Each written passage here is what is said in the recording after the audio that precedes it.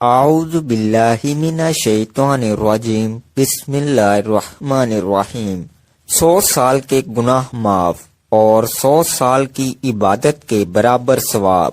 نماز فجر کے بعد جو یہ تسبیح پڑھے گا، محترم ناظرین، نماز فجر کے بعد جو 100 بار یہ تسبیح پڑھے گا، 100 سال کے گناہ معاف اور 100 سال کی عبادت کا ثواب ملے گا انشاءاللہ۔ ناظرین، حضرت نواس بن سامان رضی اللہ عنہ سے روایت ہے کہ میں نے رسول اللہ صلی اللہ علیہ وآلہ وسلم سے سوال کیا کہ نیکی اور گناہ کیا ہے، تو آپ نے فرمایا نیکی اچھے اخلاق کا نام ہے اور گناہ وہ ہے جو تیرے دل میں کھٹکے اور تم اس بات کو برا سمجھو کہ لوگ اس پر مطلع ہوں۔ اس حدیث میں رسول اللہ صلی اللہ علیہ وآلہ وسلم سے 2 سوال کیے گئے، ایک نیکی کے بارے میں اور دوسرا گناہ کے بارے میں۔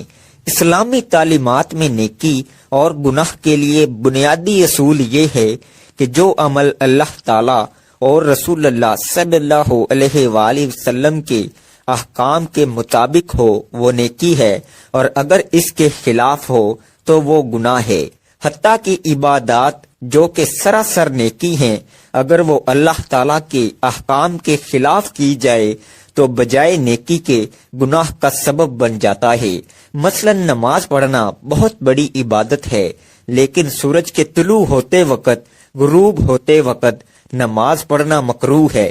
اگر کوئی شخص ان مکروہ اوقات میں نماز پڑھے تو وہ گناہ کا سبب بن جائے گا۔ اسی طرح روزہ رکھنا عظیم عبادت ہے، لیکن عید کے دن چونکہ روزہ رکھنا ممنوع ہے، اس لیے اگر عید کے دن روزہ رکھا تو یہ گناہ کا سبب ہوگا۔ اس سے معلوم ہوا کہ نیکی اصل میں اطاعت الہی کا نام ہے۔ اللہ رب العزت نے اسلام کے ذریعہ ہمیں اچھے اخلاق کی تعلیم دی۔ حسن خلق یعنی لوگوں سے اچھا برتاؤ کرنا بہت بڑی نیکی ہے۔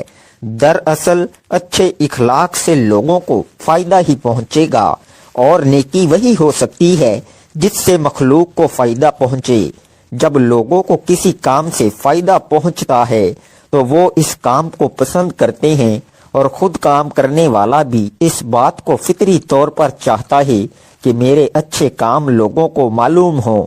چنانچہ رسول اللہ صلی اللہ علیہ وآلہ وسلم نے نیکی کے برعکس گناہ کی پہچان یہ بتائی کہ گناہ وہ عمل ہے جس کے کرنے کے بعد آدمی دل کے اندر کھٹکا محسوس کرے۔ حقیقت یہی ہے کہ مومن کا دل ہی نیکی اور بدی کی کسوٹی ہے۔ جب انسان سے برا کام سرزد ہو جاتا ہے تو پھر وہ یہ بھی نہیں چاہتا کہ لوگوں کو میرا یہ برا کام معلوم ہو، اور وہ اسے چھپانے کی کوشش میں لگا رہتا ہے۔ اب مثال کے طور پر رشوت کے گناہ کا تذکرہ ہو تو کسی ایسے شخص کو دیکھیے جس نے کبھی رشوت نہ لی ہو۔ اگر کوئی شخص زبردستی اسے رشوت دینے کی کوشش کرے تو وہ لینے سے انکار کرے گا۔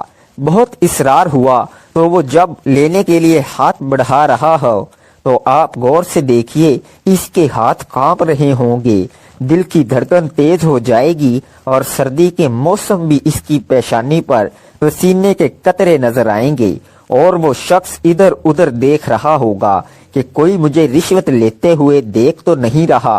یہ سب کیفیات بتا رہی ہیں کہ اس کے دل میں رشوت سے نفرت ہے، لیکن خدا نہ کرے اس شخص کو شیطان نے بہکا دیا، اب وہ رشوت لینے کا عادی ہو گیا، تو پھر اس کے دل میں وہ رکاوٹ اور کھٹکا ختم ہو جائے گا۔ اس لیے دل کو تندرست رکھنے کے لیے سب سے بڑی پابندی یہ اختیار کرنی ہوگی کہ وہ انسان کسی بھی گناہ کا عادی نہ ہونے پائے۔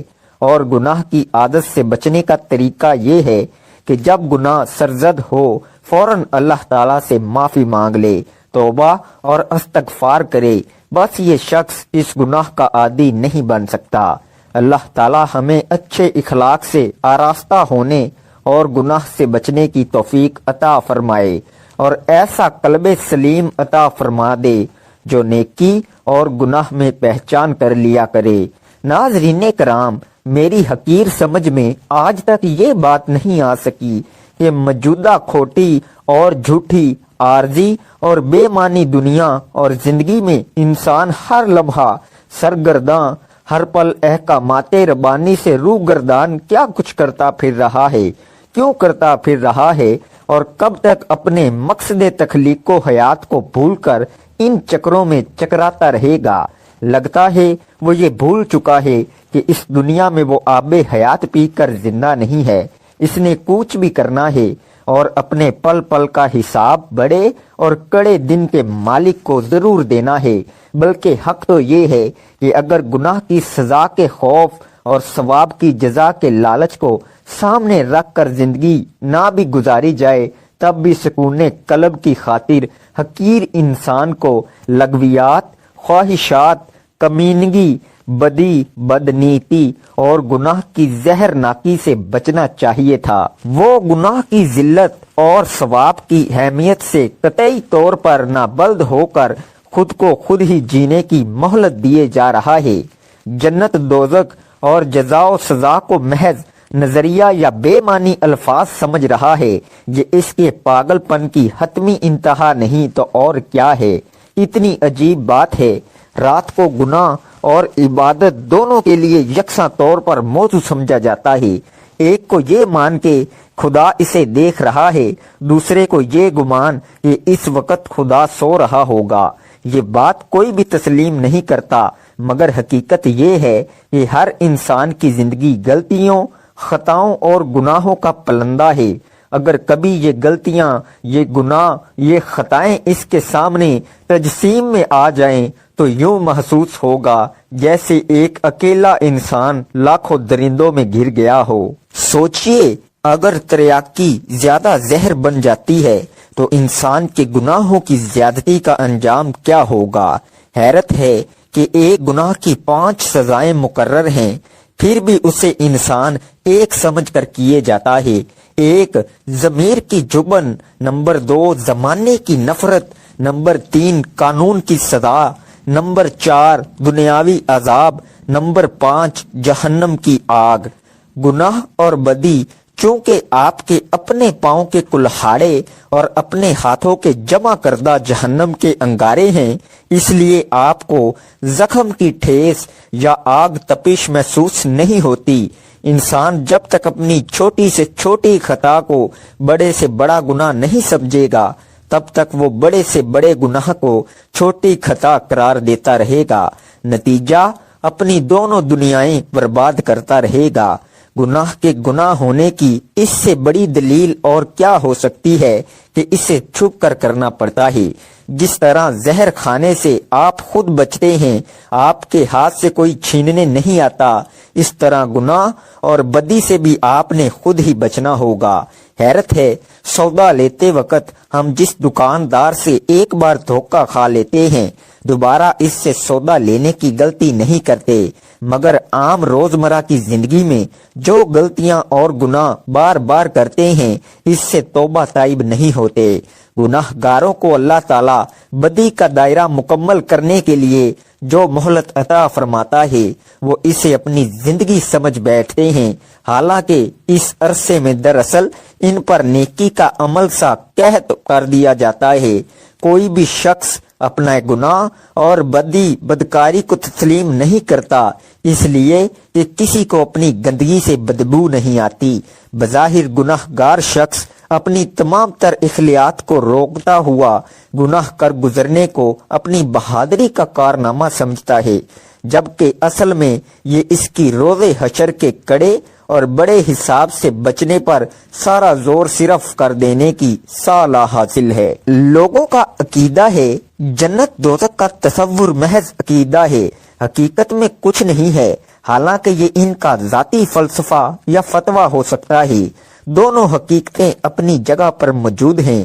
جنت دوزخ کی مختصر تعریف یہ ہے کہ ہمارا ہر سانس خالق کی جانب سے ایک کرم ہے، جواباً ہمارا ہر سانس ناشکری کا ایک سلسلہ جاریہ ہے اور یہی گناہ عظیم ہے۔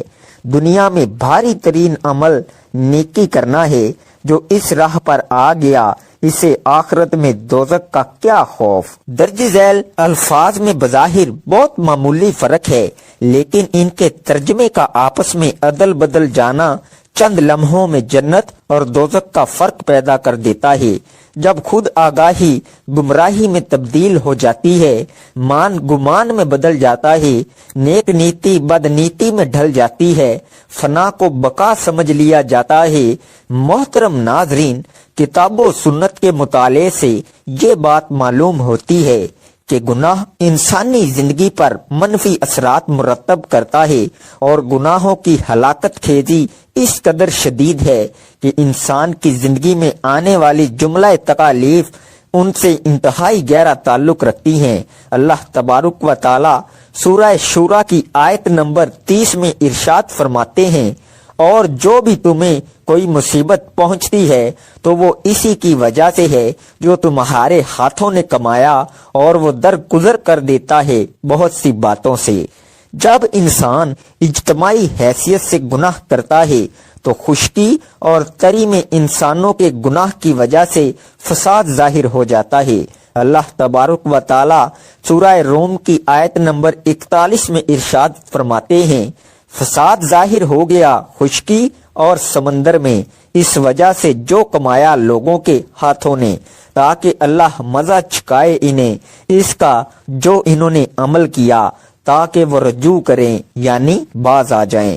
اللہ تبارک و تعالی نے سورہ نحل میں ایک ایسی بستی کا ذکر کیا جس کو اللہ تبارک و تعالی نے رزق، امن اور اطمینان کی نعمتوں سے نواز رکھا تھا، مگر جب انہوں نے اللہ تبارک و تعالی کی ناشکری کی تو اللہ تعالی نے ان سے نعمتوں کو چھین کر ان پر بھوک اور خوف کو مسلط کر دیا۔ اللہ تبارک و تعالی سورہ نحل کی آیت نمبر 112 میں ارشاد فرماتے ہیں، اور بیان کی اللہ نے مثال ایک ایسی بستی کی جو تھی امن والی، اطمینان والی، آتا تھا اس کے پاس اس کا رزق کھلا ہر جگہ سے، تو اس نے ناشکری کی اللہ تعالیٰ کی نعمتوں کی، تو چھکایا اس کو اللہ نے بھوک اور خوف کا لباس، اس وجہ سے جو وہ کرتے تھے۔ ان آیات مبارکہ سے اس نتیجے کو اخذ کرنا کچھ مشکل نہیں کہ گناہوں کے نتائج کس قدر ہلاکت خیز ہیں۔ گناہوں سے بچنے کے لیے شریعت نے بعض ایسے اعمال کی طرف رہنمائی کی ہے جن کو بجا لانے سے انسان گناہوں کے اثرات بد سے محفوظ ہو سکتا ہے۔ اس حوالے سے چند اہم اعمال درج ذیل ہیں۔ توبہ و استغفار۔ جب انسان اللہ تبارک و تعالیٰ کی بارگاہ میں گڑ گڑا کر توبہ کرتا ہے تو اللہ تبارک و تعالیٰ اس کی خطاؤں کو معاف فرما دیتے ہیں، خواہ وہ کتنی ہی بڑی خطائیں کیوں نہ ہوں۔ اللہ تبارک و تعالیٰ نے سورہ فرقان میں 3 بڑے گناہ شرک، قتل اور زنا کا ذکر کیا جن کی ہلاکت خیزی اطر من الشمس ہے۔ جب انسان ان گناہوں کے بعد توبہ کا طلبگار ہو کر اللہ تبارک و تعالیٰ کی بارگاہ میں آتا ہے تو اللہ تبارک و تعالیٰ اس کی خطاؤں کو معاف فرما دیتے ہیں۔ اس حوالے سے سورہ فرقان کی آیات 68 سے 70 میں ارشاد ہوا، اور وہ لوگ جو نہیں پکارتے اللہ کے ساتھ کسی دوسرے معبود کو، اور نہ وہ قتل کرتے ہیں اس کی جان کو جسے اللہ نے حرام کیا ہے مگر حق کے ساتھ، اور نہ وہ زنا کرتے ہیں، اور جو یہ کام کرے گا وہ ملے گا سخت گناہ کی سزا کو دگنا کیا جائے گا، اس کے لیے عذاب قیامت کے دن، اور وہ ہمیشہ رہے گا اس میں ذلیل ہو کر۔ مگر جو توبہ کرے اور ایمان لائے اور نیک عمل کرے، بس یہ وہ لوگ ہیں جن کے گناہوں کو اللہ نے نیکیوں کے ساتھ تبدیل کر دیا ہے۔ نمبر 2، تقوی۔ جب انسان اللہ تبارک و تعالیٰ کے خوف کی وجہ سے گناہوں کو چھوڑ دیتا ہے تو اللہ تبارک و تعالیٰ اس کی خطاؤں کو معاف فرما دیتے ہیں۔ اللہ تبارک و تعالیٰ سورہ طلاق کی آیت نمبر 5 میں ارشاد فرماتے ہیں، اور جو اللہ سے ڈرے گا تو وہ دور کر دے گا اس سے اس کی برائیاں، اور وہ زیادہ کر دے گا اس کا اجر۔ نمبر 3، گناہوں کے بعد نیکیوں کا اہتمام۔ جو انسان گناہوں کے بعد نیکیوں کا اہتمام کرتا ہے اللہ تبارک و تعالی اس کے سابقہ گناہوں کو مٹا دیتے ہیں۔ اللہ تبارک و تعالی سورہ ہود کی آیت نمبر 114 میں ارشاد فرماتے ہیں، بے شک نیکیاں دور کر دیتی ہیں برائیوں کو، یہ نصیحت ہے یاد رکھنے والوں کے لیے۔ نمبر 4، صدقات کا اہتمام۔ جو انسان اللہ تبارک و تعالیٰ کی بارگاہ میں اس کے دیے گئے مال میں سے خرچ کرتا ہے تو اللہ تبارک و تعالیٰ اس کے گناہوں کو مٹا دیتے ہیں۔ اللہ تبارک و تعالیٰ نے سورہ توبہ کی آیت نمبر 103 میں ارشاد فرمایا، آپ لیجئے ان کے مالوں میں سے صدقہ تاکہ آپ پاک کریں انہیں اور آپ تزکیہ کریں ان کا اس کے ذریعے اور دعا فرمائیں ان کے حق میں، بے شک آپ کی دعا باعث سکون ہے ان کے لیے۔ نمبر 5، تسبیح کا اہتمام۔ جو شخص صبح و شام 100 مرتبہ سبحان اللہ و بحمدہ کا ورد کرتا ہے اللہ تبارک و تعالی اس کے گناہوں کو مٹا دیتے ہیں، خواہ وہ سمندر کی جھاگ کے برابر ہی کیوں نہ ہوں۔ نمبر 6، نبی کریم صلی اللہ علیہ وآلہ وسلم کی اتباع۔ جو شخص نبی کریم صلی اللہ علیہ وآلہ وسلم کی اتباع کرتا ہے اللہ تبارک و تعالی اس کے گناہوں کو مٹا دیتے ہیں۔ اللہ تبارک و تعالی سورہ آل عمران کی آیت نمبر 31 میں ارشاد فرماتے ہیں، آپ کہہ دیں اگر ہو تم محبت کرتے اللہ سے تو میری پیروی کرو، اللہ تم سے محبت کرنے لگے گا اور وہ معاف کر دے گا تمہارے لیے تمہارے گناہ، اور اللہ بہت بخشنے والا بہت مہربان ہے۔ نمبر 7، راست گوئی۔ جو شخص زندگی کے نشیب و فراز کے دوران ہمیشہ سچائی سے کام لیتا ہے اللہ تبارک و تعالی اس کی خطاؤں کو معاف فرما دیتے ہیں۔ سورہ احزاب کی آیت نمبر 70 تا 71 میں ارشاد ہوا، اے وہ لوگو جو ایمان لائے ہو اللہ سے ڈرو اور بالکل سیدھی بات کہو، وہ درست کر دے گا تمہارے لیے تمہارے اعمال اور وہ بخش دے گا تمہارے لیے تمہارے گناہ، اور جو اطاعت کرے اللہ اور اس کے رسول کی تو یقیناً اس نے کامیابی حاصل کی، بہت بڑی کامیابی۔ نمبر 8، حج اور عمرے کا اہتمام۔ جو انسان اللہ تبارک و تعالیٰ کی رضا کے لیے حج کرتا ہے اللہ تبارک و تعالیٰ اس کی خطاؤں کو معاف فرما دیتے ہیں اور اس کو اس طرح کا کر دیتے ہیں جیسے وہ آج ہی اپنی ماں کے بطن سے پیدا ہوا ہے۔ اس ضمن میں ایک اہم حدیث درج ذیل ہے۔ سنن نسائی اور ابن ماجہ میں سیدنا عمر بن خطاب سے روایت ہے کہ نبی کریم صلی اللہ علیہ وآلہ وسلم نے فرمایا، یکے بعد دیگرے حج اور عمرہ ادا کرتے رہو، کیونکہ ان دونوں کو پے در پے ادا کرنے سے فکر و فاقہ اور گناہ یوں ختم ہو جاتے ہیں جیسے بھٹی میل کچیل کو ختم کر دیتی ہے۔ نمبر 9، قرآن مجید پر مستحکم ایمان۔ جو شخص قرآن مجید پر مستحکم ایمان رکھتا ہے تو اللہ تبارک و تعالی اس کی خطاؤں کو معاف فرما دیتے ہیں۔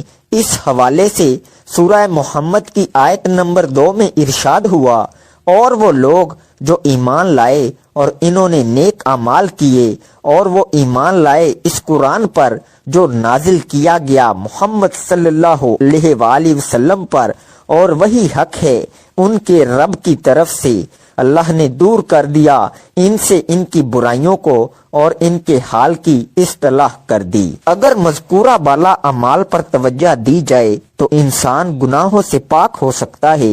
اللہ تبارک و تعالی ہم سب کو گناہوں سے پاک زندگی گزارنے کی توفیق عطا فرمائے، آمین۔ تو جو شخص فجر کی نماز کے بعد 100 مرتبہ یہ تسبیح پڑھے گا اس کے 100 سال کے گناہ معاف ہوں گے۔ 200 مرتبہ پڑھے گا 200 سال کے گناہ معاف۔ اگر پورے دل سے پڑھ کر اگر آپ 100 کروڑ بھی مانگیں گے تو اللہ تعالیٰ آپ کو 100 ارب دے گا۔ ناظرین، آج کا وظیفہ اللہ تعالیٰ کے نام کا اور قرآن مجید کی ایک چھوٹی سی سورت کا ہے۔ آپ نے اللہ تعالیٰ کا مبارک نام یا رحیمو یا کریمو 101 مرتبہ پڑھنا ہے، یعنی کہ ایک تسبیح مکمل پڑھنی ہے۔ اس کے بعد آپ نے سورہ کوثر 7 مرتبہ پڑھنی ہے۔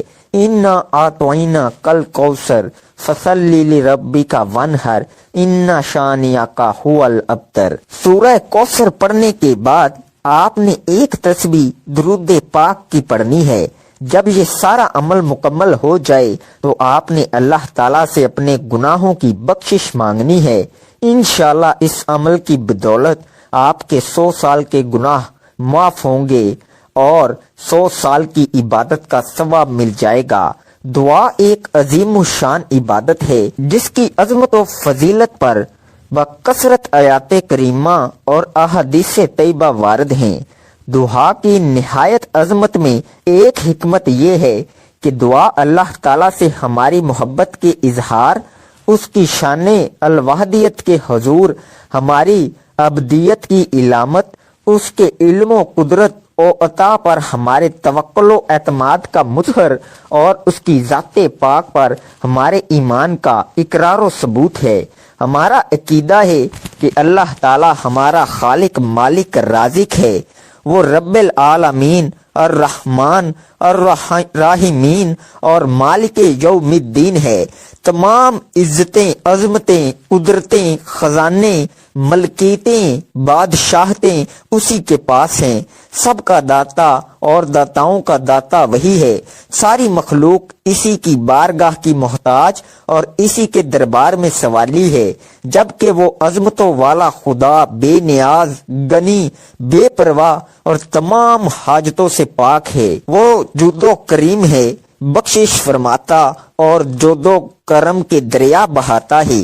ایک ایک فرد مخلوق کو اربوں خزانے عطا کر دے تب بھی اس کے خزانوں میں سوئی کی نوک برابر کمی نہ ہوگی، اور کسی کو کچھ عطا نہ کرے تو کوئی اس سے چھین نہیں سکتا۔ وہ کسی کو دینا چاہے تو کوئی اسے روک نہیں سکتا، وہ کسی سے روک لے تو کوئی اسے دے نہیں سکتا۔ جب ہم دعا مانگتے ہیں تو اللہ تعالیٰ کے بارے میں یہی عقیدہ و ایمان ہمارے دل و دماغ میں شعوری یا لاشعوری طور پر موجود ہوتا ہے، جو الفاظ و کیفیات کی صورت میں دعا کے سانچے میں ڈھل جاتا ہے۔ اس حکمت کو سامنے رکھ کر غور کر لیں کہ جب دعا اس قدر عظیم عقیدے کا اظہار ہے تو کیوں نہ اعلیٰ درجے کی عبادت بلکہ عبادت کا مغز قرار پائے۔ اللہ تعالیٰ کے نزدیک کوئی چیز دعا سے بزرگ تر نہیں۔ دعا مصیبتوں بلا کو اتارنے والی ہے۔ دعا مسلمانوں کا ہتھیار، دین کا ستون اور آسمان و زمین کا نور ہے۔ دعا کرنے سے گناہ معاف ہوتے ہیں۔ دعا عبادت کا مغز ہے۔ اللہ تعالیٰ دعا کرنے والے کے ساتھ ہوتا ہے۔ جو بلا اتر چکی اور جو نہیں اتری، دعا ان سے نفع دیتی ہے۔ دعا رحمت کی چابی ہے۔ دعا قضا کو ٹال دیتی ہے، دعا بلا کو ٹال دیتی ہے۔ جسے دعا کرنے کی توفیق دی گئی اس کے لیے رحمت کے دروازے کھول دیے گئے۔ مفسرین نے دعا قبول ہونے کی چند شرائط و آداب ذکر فرمائے۔ ان کا خلاصہ یہ ہے کہ دعا مانگنے میں اخلاص ہو، دعا مانگتے وقت دل دعا کے علاوہ کسی اور چیز کی طرف مشغول نہ ہو، ناجائز و گناہ کی دعا نہ مانگی جائے، دعا مانگنے والا اللہ تعالیٰ کی رحمت پر یقین رکھتا ہو۔ اگر دعا کی قبولیت ظاہر نہ ہو تو وہ شکایت نہ کرے کہ میں نے دعا مانگی لیکن وہ قبول نہ ہوئی۔ جب ان شرطوں کو پورا کرتے ہوئے دعا کی جاتی ہے تو وہ قبول ہوتی ہے، لیکن یہ ذہن میں رکھیں کہ قبولیت دعا کا اصل معنی ہے کہ بندے کی پکار پر اللہ تعالیٰ کا اسے لبیک فرمانا۔ یہ ضروری نہیں جو مانگا وہ مل جائے، بلکہ مانگنے پر کچھ ملنے کا ظہور دوسری صورتوں میں بھی ہو سکتا ہے۔ مثلا اس دعا کے مطابق گناہ معاف کر دیے جائیں، یا آخرت میں اس کے لیے ثواب ذخیرہ کر دیا جائے، یا اصل مانگی ہوئی شے کی جگہ اس سے بہتر چیز عطا کر دی جائے، یا اس دعا میں مانگی ہوئی چیز بندے کی زیادہ ضرورت کے وقت تک مؤخر کر دی جائے۔ دعا مانگ کر نتیجہ اللہ تعالیٰ کے ذمہ کرم پر چھوڑ دینا چاہیے کہ رحمان و رحیم خدا ہمارے ساتھ وہی معاملہ فرمائے جو ہمارے حق میں بہتر ہے۔ میری اللہ تعالیٰ سے دعا ہے کہ اللہ تعالیٰ تمام مسلمانوں کی پریشانیاں دور کرے، رزق کی فراوانی عطا کرے، تنگ دستی کو ختم کرے، یا اللہ قرض داروں کو قرض سے نجات عطا کر، بے گھروں کو گھر عطا کر، بے روزگاروں کو روزگار عطا کر، بے اولادوں کو اولاد عطا کر۔ یا اللہ ہمارے سارے کبیرہ و صغیرہ گناہوں کو معاف فرما، ہمیں 5 وقت کا نمازی بنا، ماں باپ کا فرما بردار بنا، اور دین اسلام کے احکامات پر عمل کرنے کی توفیق عطا فرما، آمین ثم آمین۔